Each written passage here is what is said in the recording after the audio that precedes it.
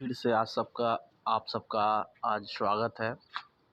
देखिए, पिछले वीडियो में हम लोगों ने 50 तक क्वेश्चन को कवर किया था। आज उससे आगे देखेंगे और आज केमिस्ट्री का लगभग 20 क्वेश्चन देखेंगे। उसके बाद अगले 2 से 3 दिनों में फिजिक्स का पूरा देखेंगे और 2 दिन में बायोलॉजी का।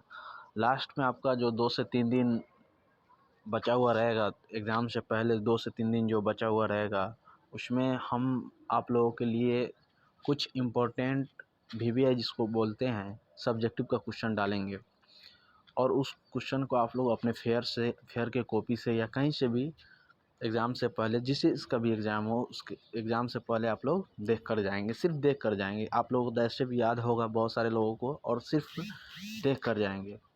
आगे बढ़ते हैं तो आज 51 से क्वेश्चन देखते हैं। उम्मीद है जो 50 तक क्वेश्चन किए होंगे वहाँ तक आप लोगों को समझ में आया होगा। 51 से क्वेश्चन देखते हैं कि आप लोगों का 51 से क्वेश्चन क्या बोलता है। देखिए, 51 बहुत इजी क्वेश्चन है। आप लोगों को तो याद ही होगा, फंक्शनल ग्रुप सब लोगों को याद होता है। इसमें आप लोगों को पूछ रहा है फंक्शनल ग्रुप कार्बोक्सिलिक अम्लों का क्रियाशील मूलक होता है। 51 कार्बोक्सिलिक अम्लों का क्रियाशील मूलक होता है। क्रियाशील मूलक बोले तो the functional group of carboxylic acid. क्या? The functional group of carboxylic acid, यही क्वेश्चन बोल रहा है। तो आप लोग समझते हैं कि कार्बोक्सिलिक एसिड को कैसे लिखते हैं, RCOOH। कार्बोक्सिलिक एसिड का फंक्शनल ग्रुप यही होता है। अगर इसको लिखना हो तो RC OOH ऐसे ही लिखते हैं। कार्बोक्सिलिक एसिड को ऐसे ही लिखते हैं। तो आपका ऑप्शन कौन सा हो जाएगा? आपका ऑप्शन डी हो जाएगा। आपका ऑप्शन कौन हो जाएगा? डी। तो 51 का डी हो गया आंसर। बाकी सारा ऑप्शन देखते हैं।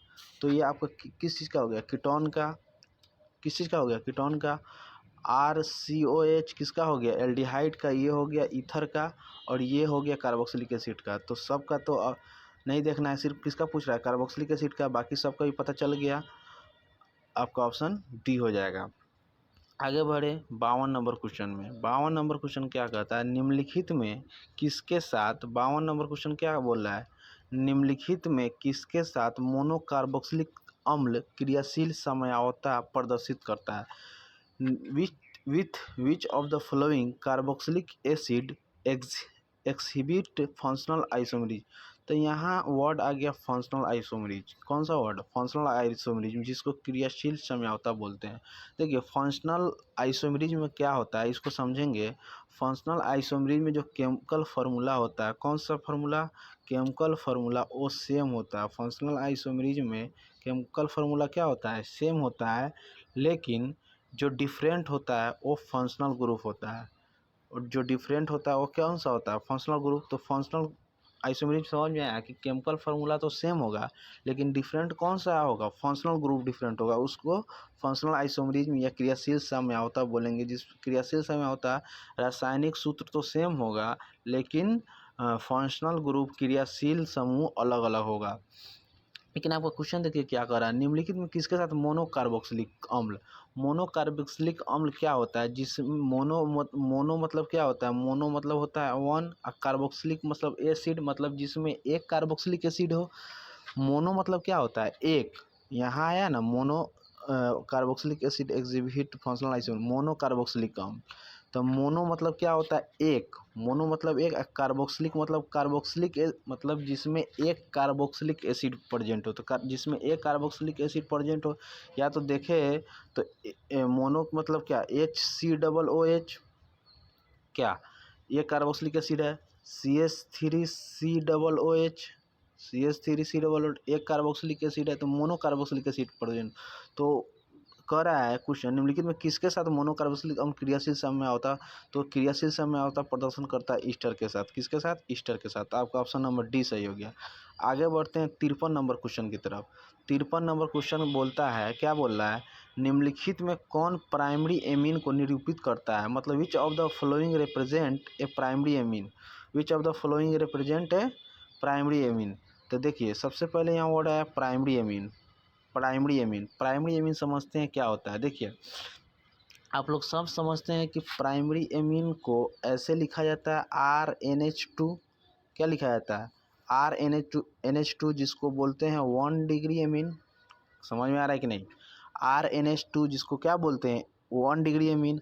अब फिर एक H हटा दिया जाए तो NH और फिर एक और R लगा दिया जाए तो इसको बोलते हैं 2 डिग्री एमीन। समझ में आ रहा है कि नहीं। एक H हटा दिए, देखिए शुरू से समझते हैं फिर से। आपका तो प्राइमरी एमीन पूछ रहा है, तो प्राइमरी एमीन कौन हो जाएगा RNH2। लेकिन और सबको क्या किस तरह लिखते हैं, जैसे प्राइमरी एमीन होता है, सेकेंडरी एमीन होता है, टर्सरी एमीन होता है, तो उस सबको किस तरह लिखते हैं। तो अगर सीधा RNH2 है तो क्या हो जाएगा प्राइमरी एमीन, और इसमें से एक H माइनस कर दिया जाए और R जोड़ दिया जाए तो क्या हो जाएगा, एक H माइनस कर देंगे तो RNH हो जाएगा। दो में से एक H माइनस कर दिए तो H बच गया, और प्लस में R कर देना है तो क्या एक R और नहीं लगा दिए, एक R ये लगा दिए, तो इसको बोलते हैं सेकेंडरी एमीन। इसको क्या बोलते हैं सेकेंडरी एमीन, और इसको क्या बोलते हैं प्राइमरी एमीन। आगे बढ़े तो अब फिर RH निकालेंगे तो सिर्फ क्या बचेगा N बच जाएगा। H निकाल दिए तो N बच गया, और R तो यहाँ था ही सेकेंडरी एमीन में, और एक और R जोड़ देंगे तो एक और R जोड़ दिए, तो मतलब इसको बोलते हैं 3 डिग्री एमीन। अगर आप प्राइमरी पूछा है तो प्राइमरी में तो RNH2 हो जाएगा, लेकिन अगर सेकेंडरी पूछता तो RNHR, और टर्सरी पूछता तो RNRR, मतलब N और ऊपर से 3 R। तो इसको 3 डिग्री बोलते हैं, इसको सेकेंडरी, और इसको 1 डिग्री। तो आपका प्राइमरी पूछा है तो कौन सा हो जाएगा, ए ऑप्शन सही हो जाएगा, कोई दिक्कत। आगे बढ़ते हैं 54 नंबर क्वेश्चन के साथ। देखिए 54 नंबर क्वेश्चन आपका क्या बोलता है, मिथाइल एमीन को 54 नंबर क्वेश्चन क्या कह रहा है कि मिथाइल एमीन को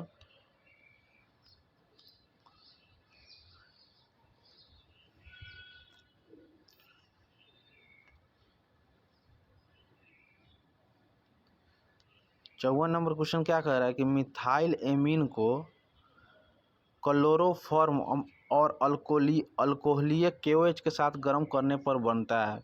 मिथाइल एमीन को क्लोरोफॉर्म और अल्कोहलीय KOH के साथ गर्म करने पर बनता है। तो मिथाइल एमीन क्या होता है, मिथाइल एमीन आप सब जानते हैं कि CH3 NH2 यही मिथाइल हो गया। क्वेश्चन आपका क्या कर रहा है, मिथाइल एमीन को क्लोरोफॉर्म, तो प्लस में क्लोरोफॉर्म क्या होता है CH3 क्लोरोफॉर्म क्या होता है, देखिए मिथाइल एमीन, तो मिथाइल एमीन क्या हो गया CH3NH2, ऊपर से आपका बोल रहा है कि मिथाइल एमीन को क्लोरोफॉर्म, तो प्लस क्लोरोफॉर्म का फॉर्मूला क्या होता है CHCl3, अब प्लस में कह रहा है कि अल्कोहलीय KOH, तो मतलब KOH के साथ गर्म करने पर बनता है। देखिए के साथ गर्म करने पर क्या बनता है, गर्म को रिप्रेजेंट ऐसे करते हैं, methyl amine on heating with chloroform and alcoholic KOH form, मतलब मिथाइल एमीन को क्लोरोफॉर्म और अल्कोहलिक KOH के साथ गर्म करने पर क्या बनता है। सबसे पहले तो यहाँ KCl बाहर निकल जाता है, H2O बाहर निकल जाता है, प्लस में आपका जो बन जाता है CH3NC, क्या बन जाता है CH3NC। बैलेंस के चक्कर में नहीं बने, आपका क्या बन गया प्रोडक्ट CH3NC। तो इसमें CH3NC कौन सा ऑप्शन है, ऑप्शन नंबर ए। कोई दिक्कत। आगे बढ़ते हैं 55 नंबर क्वेश्चन की तरफ। 55 नंबर क्वेश्चन की तरफ आगे बढ़ते हैं। तो ट्राई मिथाइल एमीन है क्या है, तो ऊपर ही देखे थे ट्राई मिथाइल एमीन है। देखिए ट्राई मिथाइल को सबसे पहले कैसे लिखते हैं, मिथाइल है तो मिथाइल, और ट्राई बोल रहा है तो ट्राई मतलब 3, और एन है तो एन, तो इसको अगर लिखना हो तो कैसे लिखेंगे NCH3 और फिर CH3, क्योंकि मिथाइल कितना है 3 है, और यहाँ पर CH3, मतलब अब इसको ट्राई क्या बोलते हैं ट्राई मिथाइल एमीन। चूँकि ट्राई मिथाइल मतलब एक मिथाइल, एक मिथाइल, दो मिथाइल, एक मिथाइल, एक मिथाइल, दो मिथाइल, एक मिथाइल, तीन मिथाइल। तो तीन को ट्राई बोलते हैं। मिथाइल है तो मिथाइल और एमीन ग्रुप लगा हुआ था, ट्राई मिथाइल एमीन एक है। क्या है? अब देखिए ऊपर ही तो बोले थे कि अगर एन के साथ तीन आर, आर मतलब यहाँ मिथाइल दे दिया है, तीन आर लगा हो तो एन के साथ अगर तीन आर लगा हो तो टर्सरी एमीन, दो आर लगा हो तो सेकेंडरी एमीन, एक आर लगा हो तो प्राइमरी एमीन। तो यहाँ तीन आर लगा, ए बी आर है, ए बी आर है, तो कौन सा एमीन हो जाएगा? Tertiary amine. तो आपका ऑप्शन इसमें कौन सा सही है? ऑप्शन इसमें सी सही है, टर्सरी एमीन। समझ में आया ना? कोई दिक्कत बोलिएगा कमेंट में अगर दिक्कत होगा तो। 56 नंबर क्वेश्चन की तरफ आगे बढ़ते हैं। देखिए 56 नंबर क्वेश्चन आपका क्या कह रहा है? निम्नलिखित में किसका एल्कीकरण संभव है? एल्कीकरण मतलब एल्काइलेशन बोल रहा है, मतलब alkylation is possible for, alkylation is possible for which of the following, alkylation is possible for which of the following. निम्नलिखित में किसका एल्कीकरण संभव है? देखिए एल्काइलेशन क्या होता है?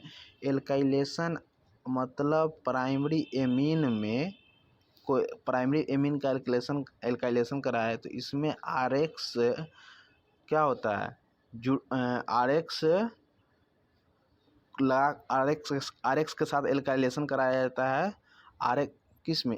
एल्काइलेशन का मतलब होता है प्राइमरी एमीन में आर एक्स के साथ एल्काइलेशन किया जाता है तो आपका R2NH भी बनेगा।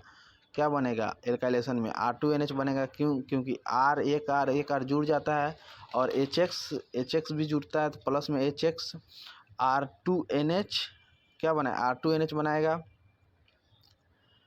उसके बाद फिर एल्काइलेशन होगा तो R3N बनाएगा। फिर एल्काइलेशन होगा तो R4NX बनाएगा। मतलब यहाँ प्राइमरी एल्काइलेशन भी हुआ, प्राइमरी एमीन भी आता है, सेकेंडरी एमीन भी आता है, टर्सरी एमीन भी होता है। तो निम्नलिखित में किसका एल्कीकरण संभव है? तो इनमें से सभी का। किसका? इनमें से सभी का। चलिए आगे बढ़ते हैं तो क्वेश्चन देखते हैं 57 नंबर क्वेश्चन। आणविक सूत्र C4H11N के द्वारा कितने प्राइमरी एमीन संभव है? How many primary amine are possible by molecular formula? How many primary amine are possible by molecular formula मतलब आपको C4H11N का मोलिक्यूलर फार्मूला बनाना है और भी कितना संभव होगा? किसका? प्राइमरी एमीन को लेकर। तो प्राइमरी एमीन क्या होता है? RNH2। प्राइमरी एमीन क्या होता है? NH2 RNH2 प्राइमरी एमीन यही होता है। मतलब एक NH2 लगाना है और उसके साथ कितना मोलिक्यूलर फार्मूला बनाया जा सकता है? देखेंगे कितना बनाया जा सकता है। देखिए सबसे पहले तो स्ट्रेट बनाते हैं, सीधा चैन खींचते हैं, सभी के लिए आप जो लोग जानते होइएगा। तो C4 है, कितना है? C4 है, H11 है, तो C4H11 को स्ट्रेट चैन में लिखना हो तो कैसे लिखते हैं? CH3 क्या, उसके बाद फिर CH2 ऐसे ही लिखते हैं ना, फिर CH2 क्या, और फिर CH2 और फिर NH2, फिर क्योंकि एमीन है, प्राइमरी एमीन है तो NH2। अब देखिए CH3 CH2 और NH2। यहाँ कार्बन कितना है? एक कार्बन, दो कार्बन, तीन कार्बन, चार कार्बन। तो क्या C4H11 के लिए पूछ रहा है तो C4 मतलब कार्बन 4 हो गया, H11 तो 3 hydrogen, 2 hydrogen, 5 hydrogen, 2 hydrogen, 7 hydrogen, 2 hydrogen, 9 hydrogen और 2 हाइड्रोजन 11। तो क्या 11 हाइड्रोजन हो गया और N लगा हुआ है तो N। तो क्या एक इस तरह भी संभव है? तो एक हुआ। अब आगे देखते हैं आगे किस तरह करेंगे। आगे देखते हैं, आगे देखेंगे तो एक संभव है कि वो जो स्ट्रेट चैन लिए थे उसी को किस में बदल दे? ब्रांच में बदल दे। तो ब्रांच में बदलेंगे तो CH3 लिखेंगे, CH3 सिंगल बॉन्ड CH2, फिर CH, अब फिर एमीन है, प्राइमरी एमीन है तो NH2 लगा दिए, प्राइमरी एमीन है तो NH2 लगा दिए। अब ब्रांच कितना है? तो CH3। अब देखिए कार्बन गिनेंगे कितना है? 1 2 3 4। क्या 4 कार्बन हो गया क्या? H11 गिनेंगे है कि नहीं, 3 hydrogen, 2 hydrogen, 5 hydrogen, 3 hydrogen, 8 hydrogen, 1 hydrogen, 9 hydrogen और 2 हाइड्रोजन 11 तक और 1 नाइट्रोजन। तो क्या एक और बन गया, तो एक पहले बनाए थे स्ट्रेट चैन, एक ब्रांच लेकर बना दिया, तो एक एक कितना हो गया, 2, एक एक कितना हो गया, 2। आगे और देखते हैं और पॉसिबल है क्या, और पॉसिबल है तो CH3 एक इस तरह बना सकते हैं, CH3 फिर CH3 और अब क्या, अब NH2 लगा दिए, कार्बन का वैलेंसी भी पूरा हो गया, संयोजकता भी पूरा हो गया 4। अब गिनेंगे, 1 C यहाँ है, 1 C यहाँ है, 2 C, 1 C यहाँ है, 3 C, 1 C यहाँ है, 4 C, क्या 4 C हो गया, मतलब 4 कार्बन हो गया क्या। अब H दिखेंगे कितना, 11 है कि नहीं, 2 hydrogen, 3 hydrogen, 5 hydrogen, 3 hydrogen, 8 hydrogen, 3 hydrogen, 11 hydrogen और नाइट्रोजन एक, तो C4H11 नाइट्रोजन, मतलब एक और बन गया, मतलब 2 पहले बना चुके थे, एक और बना दिए तो 3 बना दिए। अब देखेंगे और भी संभव है क्या, और भी संभव है क्या, उसको चेक करेंगे। देखिए और CH2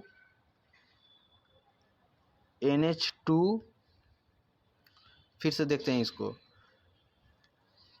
3 देख चुके हैं, एक और देखते हैं क्या संभव है क्या, CH2 NH2 और CH3 देखिए वैलेंसी भी देखते चलेंगे पूरा हो रहा है कि नहीं। कार्बन का 4 वैलेंसी होता है, तो कार्बन का एक यहाँ हो गया, एक यहाँ, 2, एक हाइड्रोजन, 3, एक ये 4, एक इसका देखेंगे तो 2 हाइड्रोजन, एक यहाँ, एक 4, इसका देखेंगे तो कार्बन का 3 हाइड्रोजन, एक 4, कार्बन का सिंगल बॉन्ड 3 हाइड्रोजन 4, मतलब वैलेंसी भी पूरा है। अब यहाँ चेक करेंगे कितने कार्बन है, 1 कार्बन, 2 कार्बन, 3 कार्बन, 4 कार्बन, तो कार्बन 4 भी हो गया। H11 देखना है तो 3 hydrogen, 3 hydrogen, 6 hydrogen, 1 hydrogen, 7 hydrogen, 2 hydrogen, 9 hydrogen, 2 hydrogen, 11, 1 nitrogen. तो C4H11N मतलब एक और बन गया, मतलब 3 पहले बना चुके थे, एक और 4, और इससे ज़्यादा संभव है भी नहीं। 4 आपका ऑप्शन हो गया, कौन सा ऑप्शन हो गया, 4। मतलब मॉलिक्यूलर फार्मूला C4H11 के लिए और प्राइमरी एमीन के साथ कितना मॉलिक्यूलर फार्मूला बना सकते हैं, 4। समझ में आया किस तरह बनाए हैं, वो भी देख लिए। 58 नंबर क्वेश्चन देखते हैं। देखिए अब या इससे आगे जो होगा बहुत कम होगा, आपको जो समझने वाला होगा, इसके अब सब आपको डायरेक्ट याद करने वाला होता है। इसमें आपका बोल रहा है एसीटोनाइट्राइल है, एसीटोनाइट्राइल है, तो एसीटोनाइट्राइल बोल रहा है, मतलब नाइट्राइल ग्रुप CN को ही नाइट्राइल लिखा जाता है, तो तो CH3CN इसका फार्मूला होता है, तो CH3CN, तो CH एक कार्बन 2 कार्बन को इथेन बोलते हैं, तो इथेन इसमें एक ही ऑप्शन है। देखिए एसीटोनाइट्राइल का फार्मूला यह होता है, CN साइनाइड को नाइट्राइल लिखा जाता है, तो एक कार्बन 2 कार्बन को इथेन बोलते हैं, इथेन इसमें एक ही है, वो भी कौन सा ऑप्शन है, बी, तो इथेन नाइट्राइल आपका ऑप्शन यही हो जाएगा।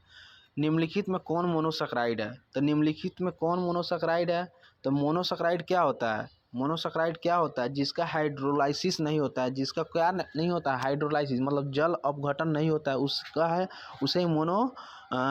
उसे ही मोनोसैकराइड बोलते हैं। कौन नंबर क्वेश्चन है, 59 नंबर क्वेश्चन, निम्नलिखित में कौन मोनोसैकराइड है, तो मोनोसैकराइड वह होगा जिसका जल का अपघटन नहीं होगा, जिसका हाइड्रोलाइसिस नहीं होगा, वही मोनोसैकराइड होगा। तो मोनोसैकराइड सुक्रोज, देखिए सुक्रोज तो ओलिगोसैकराइड है, सुक्रोज क्या है, ओलिगो है। माल्टोज क्या है, माल्टोज भी तो ओलिगो है। क्या लैक्टोज भी तो ओलिगो है, लेकिन आपका यहाँ ऑप्शन बी ये क्या है, ये मोनोसैकराइड है, तो लैक्टोज हो जाएगा। 59 का बी ऑप्शन सही हो जाएगा, गैलेक्टोज। 59 का बी ऑप्शन सही हो जाएगा, गैलेक्टोज। कौन सा ऑप्शन, 59 का बी ऑप्शन सही हो जाएगा, गैलेक्टोज। 60 नंबर क्वेश्चन की तरफ बढ़ते हैं। 60 नंबर क्वेश्चन में देखेंगे तो 60 नंबर क्वेश्चन क्या बोल रहा है, न्यूक्लिक अम्लों में 60 नंबर क्वेश्चन क्या कह रहा है, न्यूक्लिक अम्लों में निम्नलिखित में कौन सा क्रम होता है।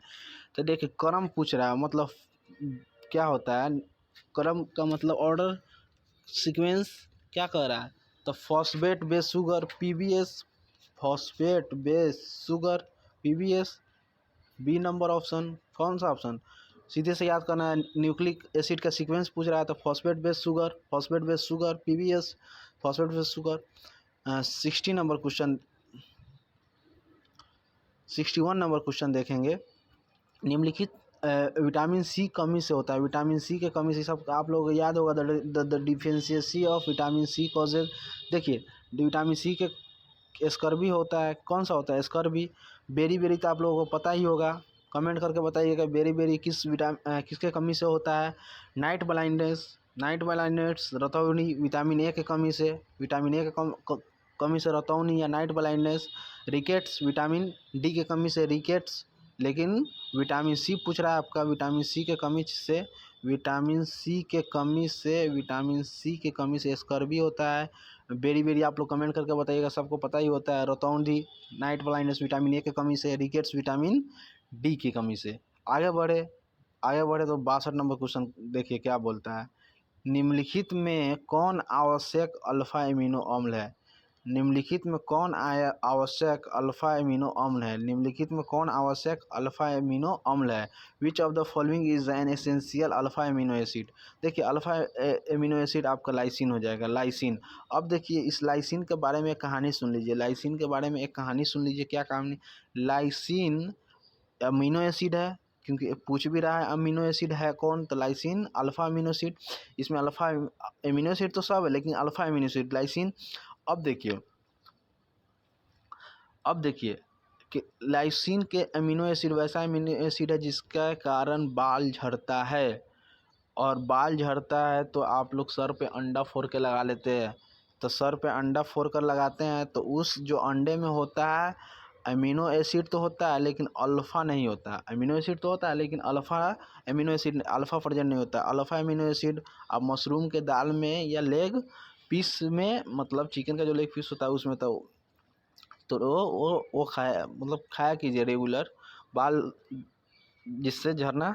तो लाइसिन के कारण आवश्यक अल्फा इम्यूनो अम्ल है, तो लाइसिन आपका आंसर हो जाएगा ऑप्शन नंबर ए। आगे बढ़ते हैं, 62 नंबर क्वेश्चन हो चुका है। 63 नंबर क्वेश्चन, आधे घंटे में निम्नलिखित में किसके द्वारा स्टार्च को माल्टोज में बदल दिया जाता है? तो डायस्टेज के द्वारा, डायस्टेज के द्वारा, सीधी सी बात है। आधे घंटे में स्टार्च को बदल दिया किस में? माल्टोज में। तो डायस्टेज के द्वारा ऑप्शन नंबर डी सही है। यहाँ से अब डायरेक्ट समझने वाला कुछ नहीं है, डायरेक्ट याद करने वाला है। निम्नलिखित में कौन प्राकृतिक रबर है? तो प्राकृतिक रबर नेचुरल रबर पूछ रहा है, था आइसोप्रीन, सीधी सी बात है आइसोप्रीन। और आप लोग मोनोमर भी याद कीजिएगा, किसका मोनोमर? बूना एन का, बूना एस का, ये सब का मोनोमर याद कीजिए कि इस तरह का क्वेश्चन पूछ सकता है ऑब्जेक्टिव में। मोनोमर सबका याद कर लीजिएगा आप लोग। 65 नंबर क्वेश्चन देखिए, बोलता है 65 नंबर क्वेश्चन की कैप्रोलैक्टम। 65 नंबर क्वेश्चन क्या पूछता है? कैप्रोलैक्टम निम्नलिखित में किसका मोनोमर है? कैप्रोलैक्टम मतलब तो नाइलॉन 6 के बहुलीकरण से कैप्रोलैक्टम बनता है, सीधी सी बात है। कैप्रोलैक्टम कैसे बनता है? नाइलॉन 6 के। आपका ऑप्शन नंबर क्या हो जाएगा? ए सही हो जाएगा, नाइलॉन 6। कौन सा? नाइलॉन 6। आगे बढ़ते हैं, 66 नंबर, निम्नलिखित में डेकोरन किसका उदाहरण है? निम्नलिखित में डेकोरन किसका उदाहरण है? डेकोरन किसका उदाहरण है? पॉलिस्टर का। डेकोरन किसका उदाहरण है? पॉलिस्टर का, सीधी सी बात है। आगे बढ़ते हैं तो क्लोरामीन टी है। क्लोरामीन टी क्या है? क्लोरामीन 67 नंबर क्वेश्चन देखिए, मीन टी है। तो क्लोरामीन टी है क्या? एंटीसेप्टिक है। क्या है? एंटीसेप्टिक है, सीधी सी बात है। आगे बढ़ते हैं तो 68 में देखते हैं कि पेंसिलिन इज एंटीबायोटिक। आप लोग जानते होइएगा पेंसिलिन का सबसे पहले आविष्कार किसने किया था? पेंसिलिन का सबसे पहले आविष्कार किसने किया था? By whom penicillin was first discovered, तो अलेक्जेंडर फ्लेमिंग। कितना number question? 68 number question, Fleming के द्वारा 68 का 8 ऑप्शन सही हो जाएगा। 69 क्वेश्चन देखते हैं, फिनॉल का उपयोग निम्नलिखित में किस रूप में होता है? देखिए हम इसमें दो शब्द आता है, एंटीसेप्टिक और डिसइंफेक्टेंट। क्या आता है? डिसइंफेक्टेंट समझेंगे। देखिए एंटीसेप्टिक वह होता है जो जैव ऊतक पे, लिविंग टिश्यू पर लगा सके, उसके स्किन पर लगा सकते। एंटीसेप्टिक क्या होता है? जैसे जैव लिविंग टिश्यू है, जैव ऊतक है, उसके स्किन पर लगा सके। जैसे डिटॉल लगाते हैं तो वो भी एंटीसेप्टिक हो गया। तो एंटीसेप्टिक का मतलब ये हो गया। और यहाँ डिसइंफेक्टेंट एक वर्ड आ गया, डिसइंफेक्टेंट एक वर्ड आ गया। कौन सा वर्ड आ गया? डिसइंफेक्टेड। एंटीसेप्टिक का मतलब समझ में आया कि जो लिविंग टिश्यू के स्किन पर लगा सके, जैसे डिटॉल हम लोग लगाते हैं तो डिटॉल इज एंटीसेप्टिक। यहाँ डिसइंफेक्टेंट एक वर्ड आया, इसका मतलब क्या होता है? डिसइंफेक्टेंट का मतलब होता है जैसे ज़मीन पर कोई गंदा या साफ़ उफ करने के लिए, ज़मीन धोने वोने के लिए उसका उपयोग करते हैं। तो आप लोग सब समझते हैं कि फिनॉल का उपयोग करते हैं। तो फिनॉल, इसी में क्वेश्चन पूछ रहा है, फिनॉल का उपयोग निम्नलिखित में किसके रूप में होता है? तो फिनॉल का उपयोग किसके रूप में होता है? डिसइंफेक्टेंट। और फिनॉल का उपयोग किसके रूप में होता है? डिसइंफेक्टेंट। जमीन को धोने होने के रूप में फिनॉल का उपयोग करते हैं ना, वही क्वेश्चन आपको पूछ रहा है, डिसइंफेक्टेंट के रूप में पूछ रहा है। और फिनॉल का स्ट्रक्चर भी आप लोगों को मालूम होगा कि बेंजीन, क्या बेंजीन ऐसा होता है, उस पर OH ग्रुप लगा दिया जाता है, तो वही तो उस पर OH ग्रुप लगा दिया जाता है, उस पर OH ग्रुप लगा दिया जाता है, वही तो फिनॉल हो गया। तो आपका कौन सा ऑप्शन? ऑप्शन नंबर सी सही हो गया, disinfectant. Last question and last but not least, 70 number. Morphine एक है, तो मॉर्फिन एक है एनाल्जेसिक, और एनाल्जेसिक का मतलब होता है कि पेन में यूज्ड, एनाल दर्द निवारण, एनाल्जेसिक। 70 नंबर क्वेश्चन हो गए आप लोग कंप्लीट, 70 नंबर क्वेश्चन कंप्लीट हो गए। देखिए नेक्स्ट वीडियो में फिजिक्स और उसके नेक्स्ट वीडियो में बायो का क्वेश्चन सोल्व करेंगे। और उसके बाद जो 2-3 दिन लास्ट का समय रहेगा उसमें कुछ VBI क्वेश्चन जो होते हैं 5 नंबर वाले, वो अपलोड कर दिए जाएंगे। आप लोग अपने फेयर नोटबुक से कैसे भी कर देखिए, वीडियो याद कर लीजिएगा। कुछ फार्मूला भी कोशिश करेंगे कि कुछ फार्मूला भी डाल दे लास्ट समय में। उम्मीद है कि सारे क्वेश्चन आप लोगों को समझ में आया होगा। बेस्ट ऑफ लक, और अच्छा लगा हो तो सब्सक्राइब कर दीजिएगा। Thank you very much, thank you.